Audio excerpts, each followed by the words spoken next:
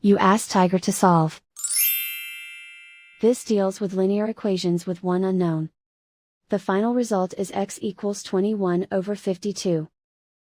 Let's solve it step by step. Group all x terms on the left side of the equation. Add 7/3x to both sides. Group the coefficients. Convert the integer into a fraction. Combine the fractions. Combine the numerators. Group like terms. Combine the fractions. Combine the numerators.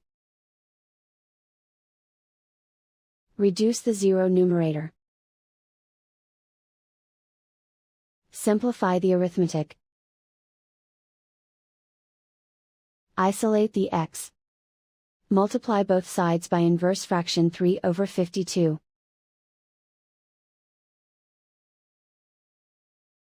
Group like terms. Multiply the coefficients. Simplify the fraction.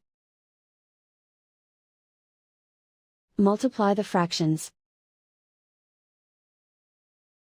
Simplify the arithmetic.